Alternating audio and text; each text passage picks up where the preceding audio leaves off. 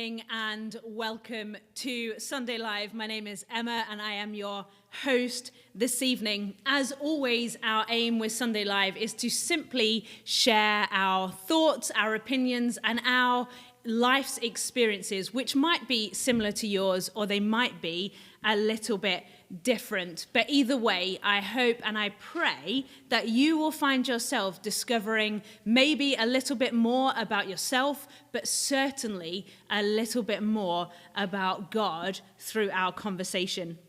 If you would like to get involved this evening, then please feel free to text us on 07624 566 261, and we will pick that up, and you can either throw a question to the table, or you can just share your thoughts and opinions. And if you are watching you're all watching on YouTube, but if you want to type it into the comments there, then my lovely team will get that to me, and we actually have a new piece of equipment that's going to make that a little bit more snazzy. So someone type a question in, and we'll see whether it works. I think my tech team are freaking out now.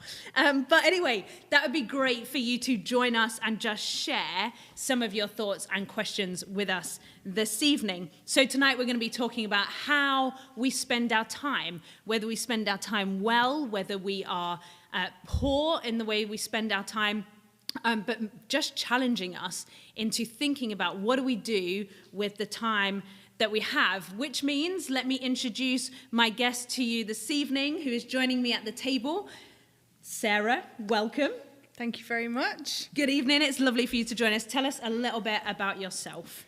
Okay, well, my name is Sarah, as you've already said. Thanks for clarifying. And I am married to the lovely Sam.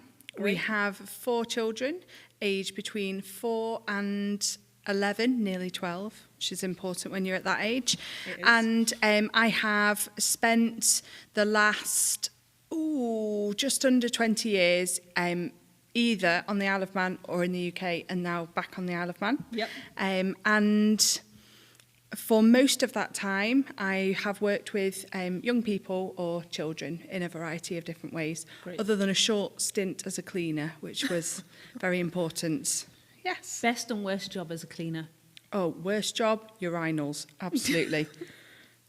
Yeah, sorry to take a low tone, but horrible. Best. Yeah, best thing to clean as a cleaner. Using a good Hoover. Personally, Yeah. I'm a fan of the Henry. That's my favourite. Good. Yeah. Henry, not... What's the pink one? Oh, well, we've got a Hetty. There you go, Yeah. Hetty. So you prefer Henry over Hetty? Hetty and Henry are the same model, I think. One's just pink. But I do love a good Henry. And I think my time as a cleaner was very important for my development of my soul. Okay. I think if you can be happy with yourself when you're cleaning urinals, then you can make it anywhere ever. Good. Yeah. So this evening, Sarah's going to share us her much gained wisdom and how we spend our time, possibly as a cleaner. Yep. But we'll also cover a ton of other things as well. And as I was thinking about this particular theme, I was thinking about the fact that at the end of March, the month we have just entered, we come up to daylight saving. So our evenings get lighter, our mornings are lighter. But it did get me thinking about this whole concept of we are okay with losing an hour of our time. Yep. We're all okay with losing an hour of our time. So for 116 years, that's how long daylight saving has been around for. So not actually that long in the grand scheme of things, but we're just okay with losing an hour's sleep. And if you have kids, then, I mean, it really makes no difference because they just wake up regardless, and it's terrible that morning anyway. But we all, as society, we're just okay with losing an hour and then we gain it later on in the year. But it was making me think about Ecclesiastes. So Ecclesiastes is in the Old Testament, so the first half of the Bible, and it's quite a different type of book to a number of the others, certainly the ones that surround it. It's classed as a poetry book, but it reads quite differently in that sense. And I just want to read a little bit from chapter 3. So this is what it says. There is a time for everything and a season for every activity under the heavens, a time to be born and a time to die, a time to plant and a time to uproot, a time to kill and a time to heal, a time to tear down and a time to build, a time to weep and a time to laugh, a time to mourn and a time to dance, a time to scatter stones and a time to gather them, a time to embrace and a time to refrain from embracing, a time to search and a time to give up, a time to keep and a time to throw away, a time to tear and a time to mend, and a time to be silent and a time to speak, a time to love and a time to hate, a time for war and a time for peace. What do workers gain from their toil? I have seen the burden God has laid on the human race. He has made everything beautiful in its time. He has also set eternity in the human heart, yet no one can fathom what God has done from the beginning to the end. I know that there is nothing better for people than to be happy and do good while they live. Now, it's a really interesting kind of passage, and clearly there is a time for everything. That is the point that is labored. And a big chunk of this book, the purpose of the book, is to challenge us in all the ways that we try to find meaning in life that are not of God. So it is challenging us to how we spend our time. The fact that we pile so much into our lives, into building things, places, status, a career, all of that kind of stuff. But in reality, for the most part, most of us won't be remembered in hundreds of years' time. Unless you are an Einstein or something like that, we're not going to be remembered in several hundred years' time. And so it's challenging us to ultimately think about the bigger picture of our lives and the fact that we are not in control of the bigger picture of our lives. The teacher in the book, it talks about the gift of God and the gift of a simpler life. It talks about that we're not guaranteed these things to have freedom, but we're not guaranteed these things, but there can be a freedom in accepting that we are not in control of the bigger aspects of our life, but God is in control of them, and that there is blessing available to us when we sit in the reality of these things.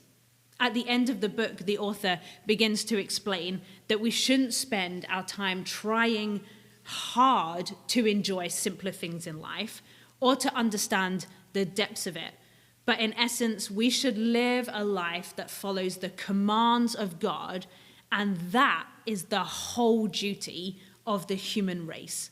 The purpose of the book is for the teacher to challenge us about the use of our time, and the reality is that we're not in control of the bigger picture of our lives. But there are aspects of our lives that we have choice over, and that there are details of our lives that we can control. And one of those is how we spend our time, which is what we're going to talk about today.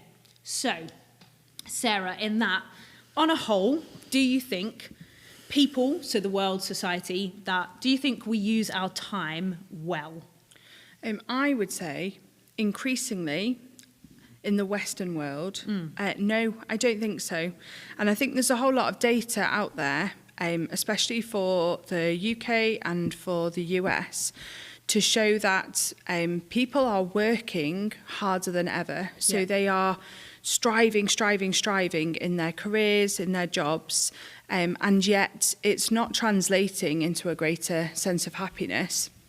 And it's not even translating into kind of a better sense of a life. So the economy for those countries isn't necessarily increasing at the same amount as people are working. And if you especially look at some of the Scandinavian countries, that perhaps people would, they would look at having a better work-life balance. They wouldn't see it as needing to, to work your way up the career ladder, you need to be working 50, 60 hours a week. They'd think that was ridiculous. But their economy is not sliding down because of that. their economy is still thriving, education is thriving, people are still learning, healthcare is good, Yeah. but their people living there would say they have a good quality of life. Yeah. And I was actually looking at a study in the past week that was looking at specifically 15-year-olds across the UK and a number of other European countries. And it was looking at health, happiness and well-being.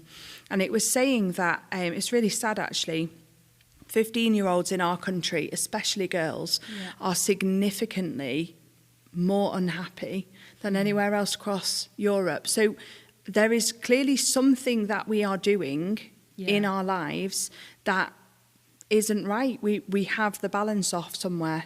And maybe that is how we're spending our time.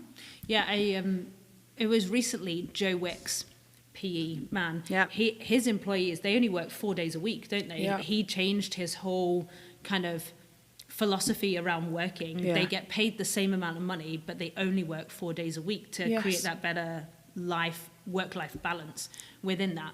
Okay, so what are we spending our time on then? If we've got it all wrong, what are we spending our time on, do you think? Well, those studies would indicate that we are, in our country, Western world, we're increasingly spending our time on working. Yeah. Whether that is going to shift with younger generations, I don't know. But it would be work, then it would be perhaps some voluntary stuff. Yeah. I think a lot of chores, just for me, laundry, oh my goodness, with 4 children, just the laundry is constant, never ending, trying to find odd socks all the time. Yeah, so it's like the running of the house, the household Running of the stuff, house, yeah. I think social time, Yeah. but I don't know about you, but sometimes I feel too tired to socialise because I'm filling my time with other stuff. Yeah. Personal maintenance. Yeah. So your exercise, you're washing your hair. Some people would see it as very important to them to get their nails done or whatever else is important to them. And then I guess if you've got kids, it's basically being a taxi and everything else that goes with that, really. Yeah. A cook, snack provider. Yeah. Yeah, All of those that. things. Yeah. I think there's also an element of, we have a really, within our culture, there's this really big push on self-care, isn't there? Yeah. And me time. And not that that is wrong, I don't think, but we have a really big push on that at the moment in our culture, don't we? Of you need to make sure you're doing things for yourself and caring for yourself. And I think there is an element of that that's right within that. So yeah, there's that side of it, isn't it? But perhaps not balanced. So I wouldn't say that across our culture, generally, everybody is doing a little bit of me time. No. So I was chatting to someone the other day who they're from Brazil. Okay. And she's a lovely lady, and she was saying it is very important in her culture. Perhaps it's just the part of Brazil she's from, I don't know, but for women to really take care of themselves. And because I was saying how beautiful her hair was, and she's got 4 young children as well, and I was just in awe of how together she always looks. But she was raised in a way that is seen as very important, and people around her would enable that to happen. So making sure she's got hair appointments in. I would say I've gone too far the other way. So I do wash, don't worry, but I've filled my life up so much with other things, and I prioritise everyone else all the time. And you can tell yourself that that's really good, I'm so sacrificial, I do stuff for other people, but actually it's not good. There needs to somehow be a balance where it's just part of our culture, like this lady was saying. You're not neglecting your jobs and duties in order to pump iron at the gym and get your roots done, but you're also not realizing that it's been, for me, sometimes I'm it's been 2 years since I got a haircut, and I can't find my hairbrush, and I've just brushed my hair with a fork. That's the other end of the scale. Do you know what I mean? There needs to be a balance. Brushed your hair with a fork. Hey, the Little Mermaid does it, Emma. If she can do it. Yeah, no, I wouldn't say that's a regular occurrence, but that kind of... I hope not. Stand in the kitchen. But that kind of, I don't know, striving to make life work for everyone else and putting yourself bottom of the pack, that's not healthy either. Yeah, absolutely. Okay, so someone on YouTube has said that you should give up on socks. Life is too short. Like, just not wear them at all. Oh, no, I reckon the pairing of odd Okay, socks is so what I'm so my we've guess. we've been through everything. So at one point, Sam and I did have like just a sock drawer. Yeah. And you'd just open the drawer and pick out 2 socks for the day and wear them. But increasingly, it became uncomfortable to me that he, as a teacher, would have like his suit trousers and then would have like a pink sock with sausage dogs on and then like a green elf sock on the other one. And I said, I think it needs to be a bit more professional. And we had a friend at that time who thought that was just abhorrent because they only buy one type of sock from one shop. I know. So Well, they can these never people. have odd socks. I mean- I'm not going to shame them on I the mean, internet. no, but part of me thinks, what's wrong with you? But the other part of me thinks, it's kind of genius. Oh, totally, totally. But then I'd have to get rid of all our other socks Well, to yeah, start from that's scratch. wasteful. So, yeah, I wouldn't say that I'm dead set on it, but we now have quite a spread of sizes from like a 4-year-old to Sam with his very large feet. So, and he did wear the 10-year-old girl socks the other week, and I did have to say enough is enough. Find your own socks. So I'm trying the pairing thing. Good. Yeah. Good for you. Okay, so you have 4 kids. Yeah. What's a normal day look like Well, for you? no 2 days are the same. Let's find out of how you course. spend your time. Well, the day starts with Sam's alarm going off at 5:30 a.m. Yeah, I know. He then gets up to do a bit of work and I go back to sleep for an hour because anything on the clock with a 5 on it is just evil. So I go back to sleep. I get up kind of 6:45ish, make my way downstairs, and Sam and I will do our quiet time together. Yep. Then that's really precious to us and something that we have appreciated so much Yeah. since we came back to the island, because he used to leave before 6 in the morning. He wouldn't be back till after 6:30 at night, and life was just mad. So that's really precious to us Yeah.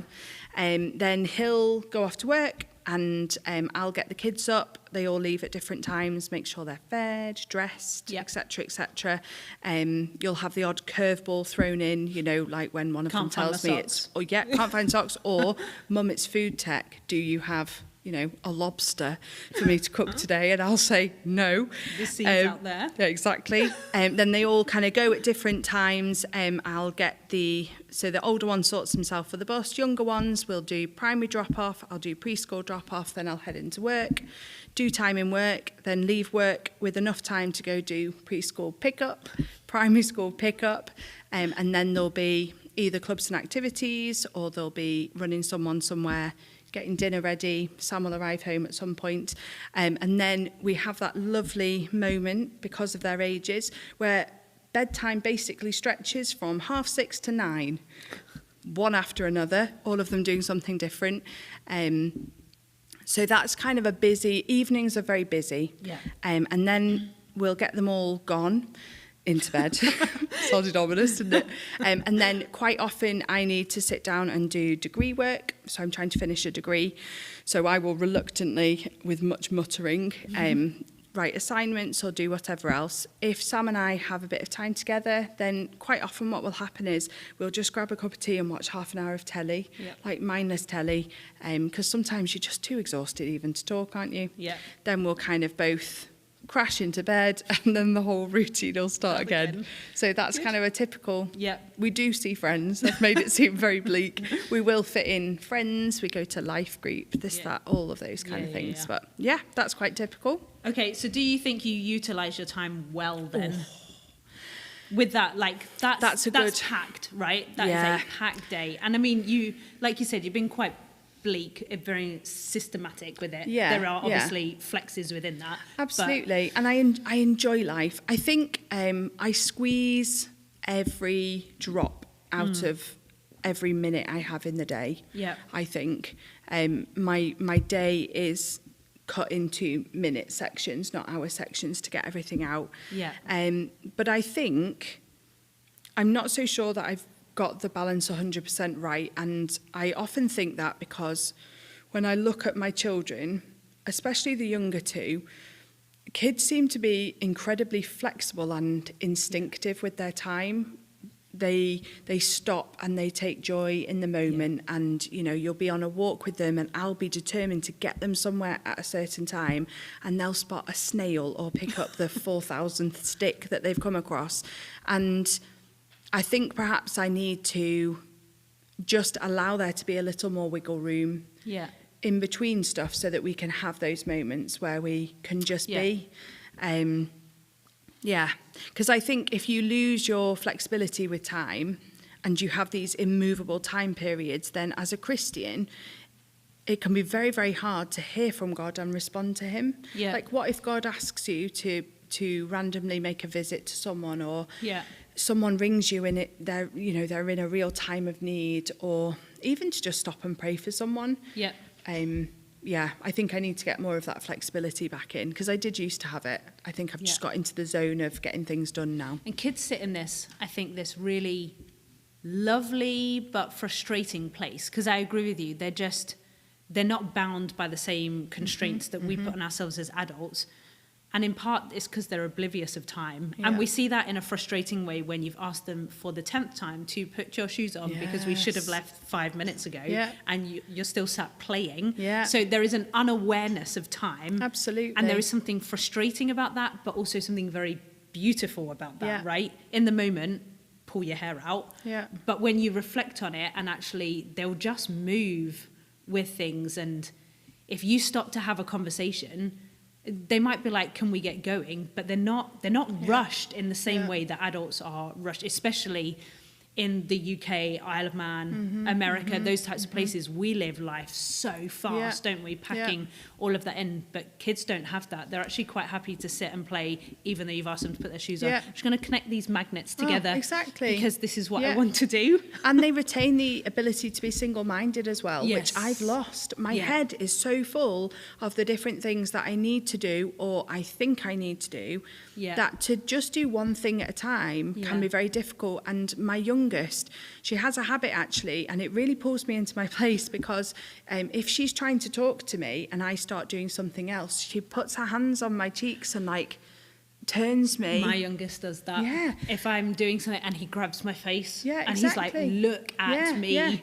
And it makes you suddenly, like, you're like, oh, because it's not that I'm intending to ignore her or not give her 100% of my time and attention, but for her, you do one thing and you do it really well, and then you do your next thing, and whereas I'll be cooking and answering emails and, you know, putting laundry in the washing machine with my toes, or whatever else I can do in 5 minutes, shove as much stuff in as possible, and you become very addicted, I think, to that sense of busyness as well. And I don't know if I would suggest that is especially true for women or anyone who's in a caregiver role, because you are very aware that if you drop your mental load, other people may perhaps suffer. But then I think you end up doing more than you need to, because you like being needed, so you become incredibly busy.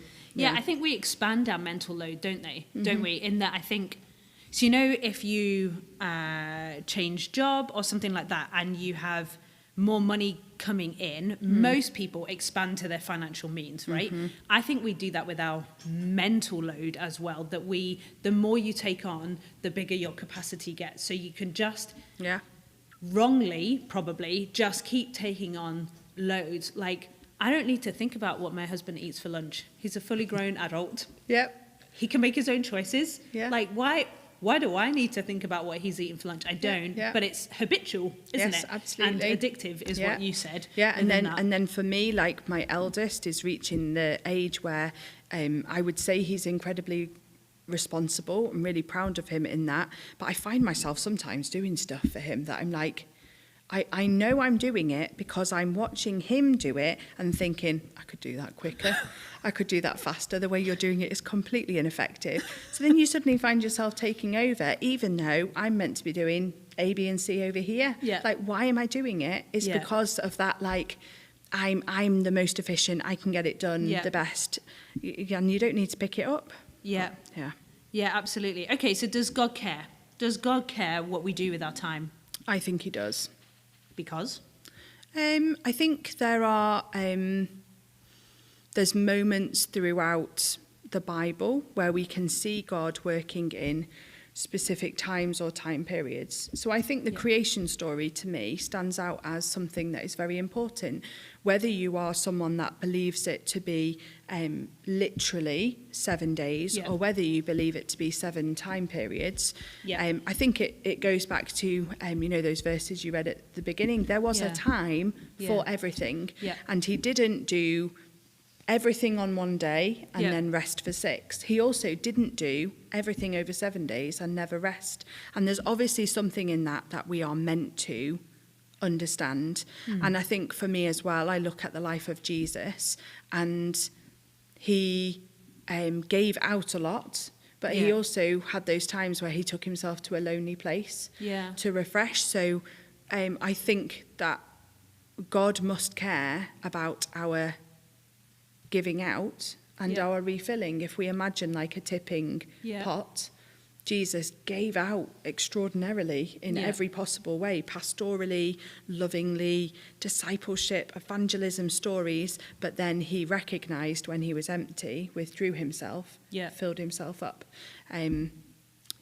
So there must be, and little things as well, the stuff in Levitical laws about, times and different days of the month. There's the concept of the year of Jubilee, where every 49 years or whatever it was, everything just stopped and debts were paid off and fields were left fallow. So I think God does care about what we do with our time, just perhaps not in the way we always expect. Okay, so I want to go back to the creation account, and I'm just thinking, like on what you said, not to pick a hole, but kind of. So God, when he created the world, he filled every 7 time periods, 7 days, however you want to view it. He filled every moment of that time with creating, including rest. But he filled every moment. He utilized every second, every chance he had to make and create something. So is it really that bad? So like you're saying, you're a type of person that fills and utilizes every second of every minute that you get in a day. Is that not what God did in the creation account, that actually there is something to say that we should utilize every second that we've got because God did? Or is it different from that? I think yes and no. Okay. So I think he did fill every moment, but I don't get the sense from reading the creation story, I don't get the sense of any rush, any panic. There's like, he did what he did, but he also, the day of rest is mentioned just as importantly as the day when he created all of the plants or all the animals, or even the day when he created man. Like, it is seen as just as important. And then the other thing I really love about the creation story is that every time he is busy and creates something, he stops, reflects on it, and says it's good. Like, I don't know how often we do that. Like, how often do we in our busy lives stop, take account of what we've done, and just appreciate what we've been given and what we've done with it? Including the laundry. Like, do you know? Absolutely. But, I mean, you can be flippant about it, right? Yeah. But we've done a task. Take a moment to go, I did it. I did it, right? Yes. Which, again, you look at children and they do that. They build like a Duplo model. And like they literally sit and admire their own work. My youngest daughter, like, she's still at the age where she will genuinely sit in front of the mirror for a good 15 minutes just admiring her own face. Like, she is so fascinated by everything in the world. Like, when was the last time we did that? We probably wouldn't want to. No. You might. You're beautiful. But like, just that sense of appreciation and gratitude. The gratitude attitude. It's sharing that wonder as well. Kids like doing that, isn't it? So my boys like playing with Lego and building things out of magnets. And it is always, Mum, come have a look. Mum, come have a look. Yeah. And it is that sharing of, look what Yeah, I've done. it is So good. they marvel in it. Yes. And they're like, come marvel in this thing. Yeah. Maybe I should do that when I do a load of washing. But like, Yes. Chris, Come come and marvel in the fact that I Yeah. have loaded some Yeah, washing. Exactly. Please. Yeah. Even though you know that you'll see exactly the same items in 24 hours time go back in the wash because they're covered in mud. That's a different story. yes. What about you then? So I've talked a lot about Yeah. how busy I feel I am. Do you feel you have a good balance? No, I wouldn't say so. I think I have periods of time where I'm like, oh, I feel like I'm striking a really good balance. But in the busyness of life, now I know I thrive off of being busy.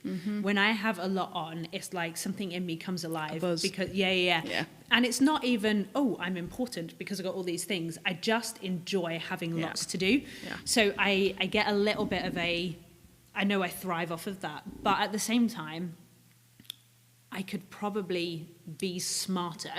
I think with the time that I have, even when I'm not rushed off my feet or busy, but utilizing the things. Like I think about, it wasn't even that long ago when people didn't have washing machines, for example. So I used to wash everything by hand, Yeah. and cooking was done over a fire.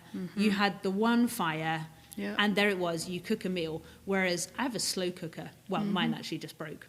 Devastated. Oh, that's so sad. But anyway, having a slow cooker or even, a fan oven, imagine yes, that. yeah. And a washing machine. So I think about people years ago had the same amount of time that I have. Yes. But, that wife, she managed to hand wash all those clothes and cook over a fire and, do all of that. I now have things that make my life, make doing jobs quicker, more efficient, more effective. But I have less Yeah, you've not time. gained any time. I haven't gained any time.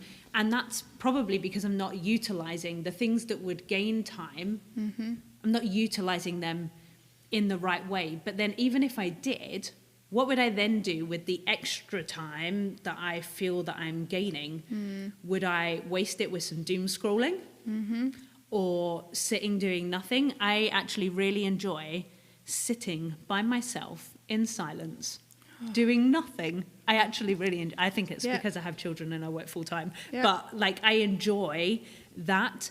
So if I can, that's what I will do with that. So, But that's very interesting though, because you've identified yeah, what works for you. yes, And yeah. I think you look at the passage in Ecclesiastes, Yeah. it's just saying there is a time for this, a time Yeah. for that. It doesn't say there's 3 days for this, there's half a year for Yeah, that, yeah. there's Yeah, 4 that's years true. for this, and there's 3 minutes for that. Yeah. And I think perhaps part of our understanding of how to use our time well is understanding ourselves and what we need. Yeah, for Because it just made me think when you said about sitting in silence, Yeah. that is absolutely the dream for me. If you were to ask my husband to do that, Yeah. that would be like an inner circle of hell for him. Silence, Inner just circle sat of with his hell. own thoughts, no way. He fills every single moment of his day Yeah. with noise, and it got to quite a peak point a few months ago where he used to I'd walk in a room and turn off whatever he'd put on because I couldn't cope with the noise of the children playing and him like listening to a overstimulated, podcast right? and the fan hood on, the Yeah. extractor fan, just too much noise. And he's had to adjust now, so he'll just put earbuds in and listen to whatever. But for him, he always needs noise, always needs an album or a podcast or a conversation with a person or whatever else. And that makes him feel rested. For me, Yeah. it doesn't. And it's not a one size fits all. Yeah. I like silence. I Yes. like quiet and calm, and I think it's probably because my life is really noisy as well.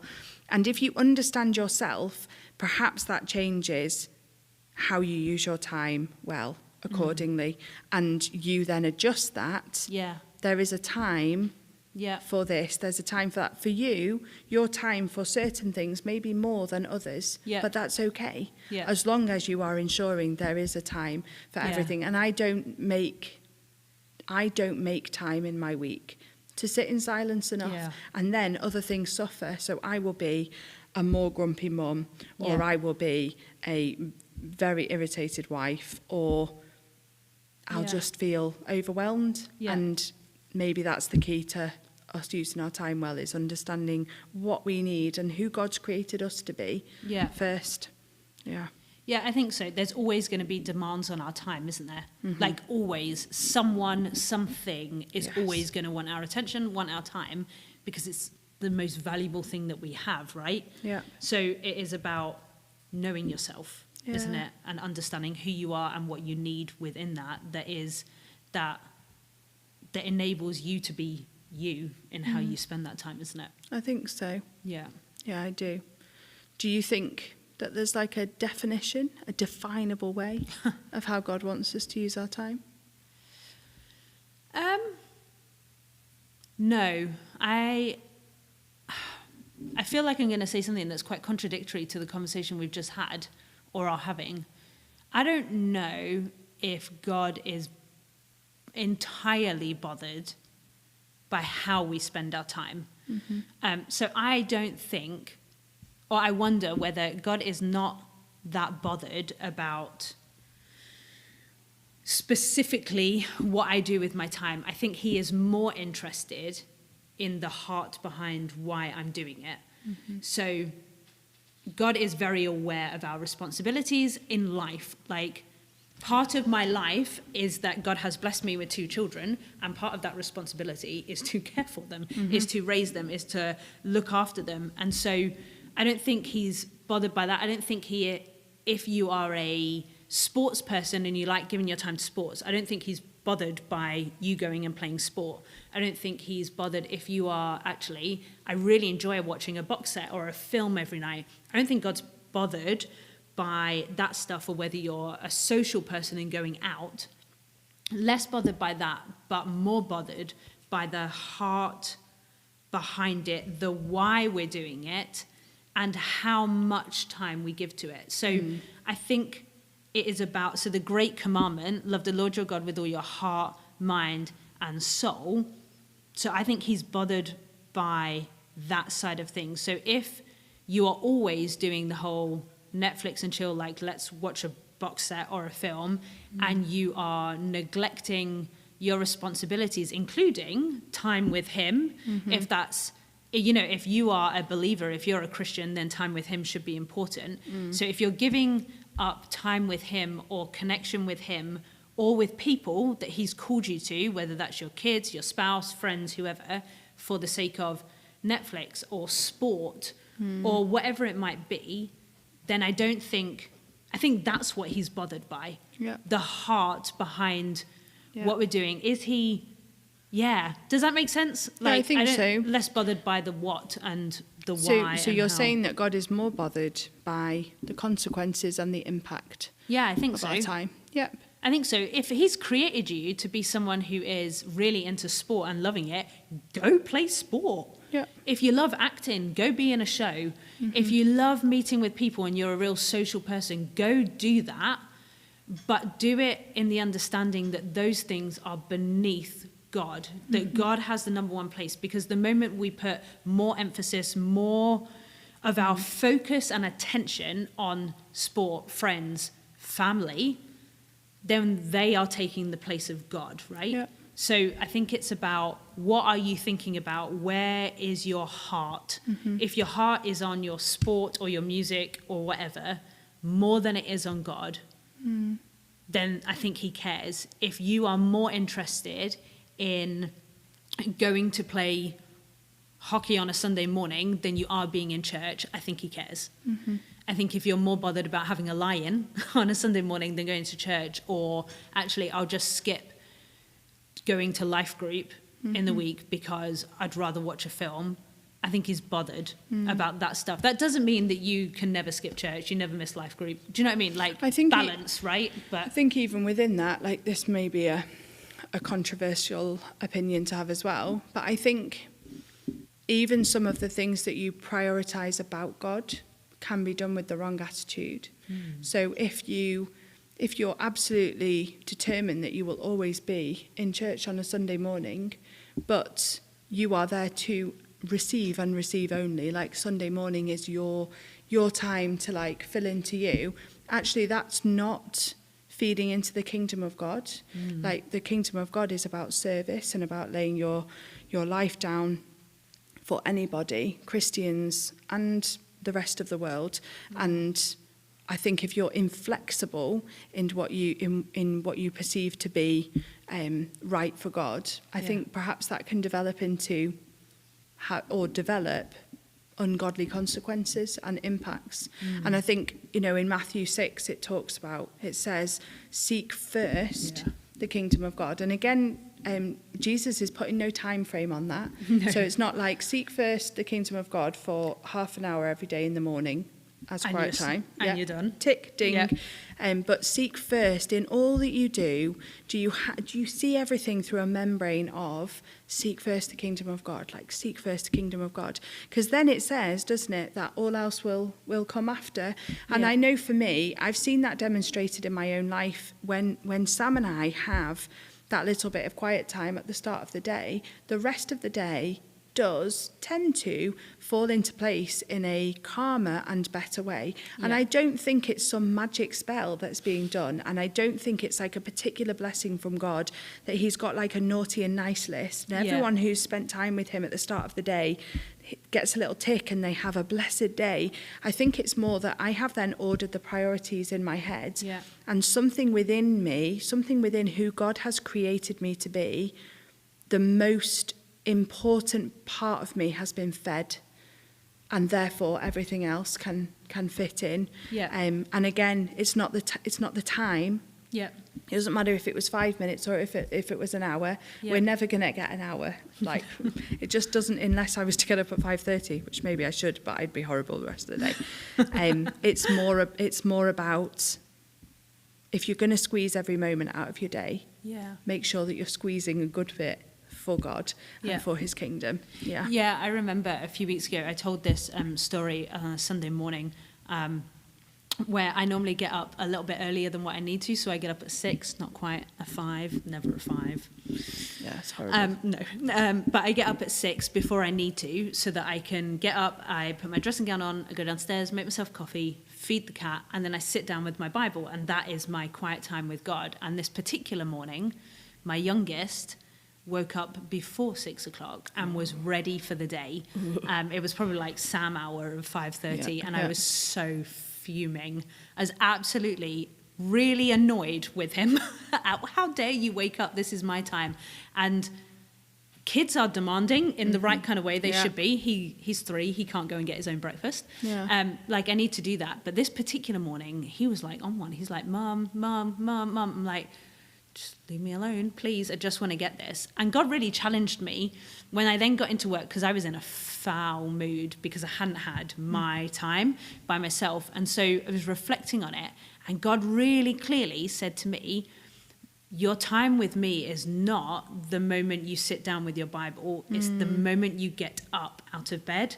So it's about the intentionality of what I'm doing, that I didn't get that. But he really reframed my perspective and view. God has given me children, so raising my kids is my worship. It is part of me loving Jesus when I love my kids well. And so I think for us, there's this real challenge to reframe our view of time, reframe our expectation on the expectation we have from society on how we should be, and the expectation that God has. I talked about from Ecclesiastes that in that book, they're just talking about that our role, our duty as human beings is to simply be obedient to what God has asked us to do. And everything else is an unnecessary expectation. And so what is God asking you to do? How is God asking you to be obedient? And on that morning where my youngest woke up early, my obedience to God was, love my child. Do you know what? Be with him. And I was aggravated because I didn't get what I wanted. Life's not about me. It's a hard pill to swallow sometimes, isn't it? But it's not about me. Absolutely. And so it's being aware of those things, isn't it? I think so. And I think that I've heard that passage from Ecclesiastes read at probably more than a couple of funerals. And I actually think it's beautiful if you would like it read at a celebration of your life. But I also feel that perhaps we save it for the wrong time. I think if we were to read that over each other much earlier in our lives, so that we just understood that it's okay to have a time for different things. Like, it's okay that at the minute my time is predominantly spent standing on Lego and putting the washing on. That's a time to kill and a time to heal. Exactly. Like Lego. That's okay, because there will be a time in my future where I don't have that, and my time will have shifted, and it will now be the time to do something else and do something else. And I think that for me, what I can learn is that I can look at that and I can recognise that there are some things that I'm not giving time to that I need to. So I am predominantly working all the time, and I need to work from a place of rest. So for me, I need to make sure that I have a time to rest in my week, which I don't often have, but that I don't need to panic in some way that I'm not having a time to, I don't know, whatever dreams and visions I had when I was in my late teens or early 20s, where I thought I'd be changing the world in this way or that way, and now I'm, getting a drink for a child in the middle of the night, or I'm attending an assembly or whatever else. That is my time at the minute, and I appreciate it. I give what I can into the kingdom of God, knowing that in 10 years' time, my time will be spent in totally different ways, as will yours. Yeah. Someone said to me this morning, actually, in church, we were talking about, so I came from my son's birthday party to here, and we were talking about the noise and kids and the volume and all of that kind of stuff. And she said, yeah, like you, when she was kind of my age and had kids, she's much, much older. And she was like, and you just crave those moments of quiet and silence. She said, and now I'm on my own. And she said, and I have quiet and silence. Yeah. And it'd actually be really nice to not have quiet and silence all the time. Yeah. And there is something beautiful about each stage. There's something very beautiful and lovely, and there's something very difficult about each stage of life. Absolutely. But it is, as you say, reframing. There is a time for it all. Yeah. And trying to find gratitude and acceptance in that. And there's some things in that passage in Ecclesiastes that will be extremely hard to accept. Where it talks about a time to mourn, or a time, even where it says a time to tear and a time to mend, that acceptance that there are times in our life where things have to break and it's horrible. But there's a balance at some point, and to not try and rush through the moments that are difficult or the moments that are perhaps not what you expected them to be. And I think that's where it's really important to make sure that we have people who love us around us, who can help to support us through those times. But yeah, just to revel in that time too. Yeah. Because it goes on, doesn't it? Verse 11, it says, he has made everything beautiful in its time. That doesn't mean we're beautiful all the time. Beautiful in its time. Yeah. My time is yet to come. That's what I was So thinking about mine. There will come a time. Yeah, maybe it'll be when we have a full night's sleep for a whole week. Imagine. It's so exciting. Please, Lord Jesus. Okay, so for someone listening that hasn't yet chosen to have a relationship with God, they're not there yet. This entire conversation for both of us has been steeped in the fact that we're Christians and we try and prioritize our time with God. So for someone that isn't there yet, what has this got to do with them? For someone that hasn't chosen to have a relationship with God yet, why is any of this important? Why does it matter? What's in it for them? I think regardless of what your beliefs are, we all understand that we only have one life, and like, this is our life on earth. What are we going to do with it? And perhaps it's that whole acceptance and gratitude thing. I would want to remind us all that life is a gift, and you have things in your life that are gifts, whether you feel at the minute that your life is difficult and tricky or whether it is absolutely plain sailing. Even if your life is tricky, I bet you can pinpoint something which you know is a gift, even if it's just like that cup of coffee that you have every morning that gets you ready and started for the day ahead. And I think as Christians, we have an understanding from the model of Jesus and from the Bible that we are vessels, like we talked about before, that we are filled, and our purpose is to then give out for God's glory. It's not to hold that light all to ourselves, it is to shine it out. For people who don't know God or don't yet know God, I think regardless of where you are in your faith journey, you can stand in appreciation of what you have. You can embrace what you have, and you can choose to give out as well. You can choose to give some of that enormous wonderfulness that you've been given out to the rest of the world, even when you don't think you've been given enough. I think that's true for Christians and for non-Christians. Sometimes you don't feel that you've been given enough to give out, but I just don't think that's true. I think we always have something we can give the world. And I remember growing up, my mum and dad had on the wall in our house an amazing quote by George Bernard Shaw, and I used to read it when I was a child and not fully understand it, but know that it made me feel something inside. And it says, "I want to be thoroughly used up when I die, for the harder I work, the more I live. I rejoice in life for its own sake.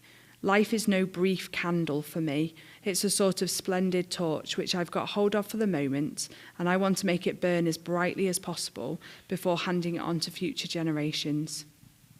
And I guess for me, that's a conclusion from everything we've talked about tonight, that like we have that torch, we want to make it burn as bright as possible with the time that we have left, in order for us to hand it on for future generations, knowing that we've left the world in a better state than when we came into it.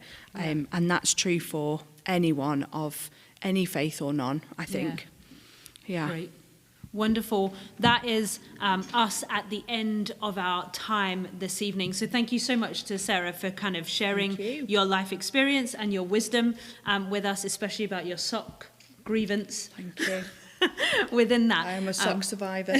Sock survivor, indeed. So we have talked this whole evening, and actually Sarah just summed it up really, really beautifully. In our conversation, that there is no one size fits all. There is no formula on how best to spend your time, but the challenge that life is a gift, and we all have something to offer within that. And I hope you feel challenged, whatever your life circumstances are, whatever you have going on, we all have something to offer, something that we can give to others around us. And I hope you feel challenged to think about what is that? What is that one thing maybe that you can offer to other people, or that one thing that you have in your life that you can have complete thankfulness and gratitude with? Because our lives are full. Our lives can be difficult and hard at times, but our lives are full. We fill our lives mostly, I think, really well, with lots of stuff. So what is there to be thankful over, and what is there to give out? But I also want to speak to people who have maybe heard this conversation and are recognizing that there is something maybe missing in your life. We've talked about that time that we spend with God and how much we hold on to that, how that is a precious time for us. And maybe you have been searching in all of these places looking for ways to fill your time, but actually what you're realizing is that there is this God time that you've never tried having. Well, I want to challenge you specifically. If you have never tried spending time with God, giving just 5 minutes. I don't even believe it has to be more than that. Just 5 minutes of your time to sit. Maybe if you've never read the Bible, start with a gospel, so the New Testament, Matthew, Mark, Luke, or John. Maybe read some of the life of Jesus. Or maybe you've never prayed and spoken to God before. So grab that drink of yours, sit down and say, okay, God, I'm here. What do you have for me? Maybe this is an opportunity for everyone listening to reevaluate how am I spending my time? How am I utilizing that time? And if something is missing from my life, then what am I going to do about that?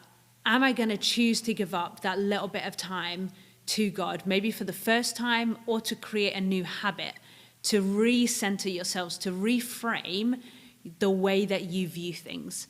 I don't know what that looks like for you, but I hope that there is a challenge in there for you. And if you have never really spent any time with God, but you would like to and you'd like to give that a go, we actually have some resources that we can get to you. This is an absolutely no strings attached, nothing, but we have a Bible, we have loads of these that you can have, and we also have a 30-day practical introduction to reading the Bible. So if you've never read this will help you to do that. And if it would help you spend time with God, try that for the first time, then we would love to give this to you. As I said, no strings attached. You can text us on that number, 07624 566 261, and we will get these to you. We won't follow up with you if you don't want to.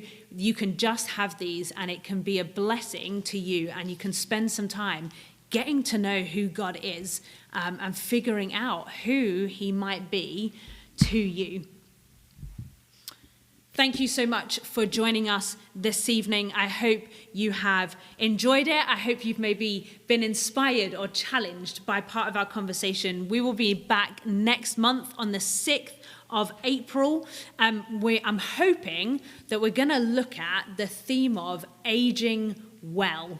So April is my birthday month, so I'm going to get a year older, and within that, I'm not going to magically get to 70 years old and have aged well. There are things that I'm sure I need to do, lessons that I can learn now in my 30s that will help me carry through the rest of my life and age well. And lots of that will probably be around how I spend my time, how I utilize my time. So we're going to have some guests come on who are older than me by quite a way and share their life experience on what it has taken, the lessons they have learned, the wisdom they have gained on how they have aged well. So please do join us for that on the 6th of April on BBC IOM, our YouTube channel, at 7:30. But for now, I hope you have a great week. God bless and good night.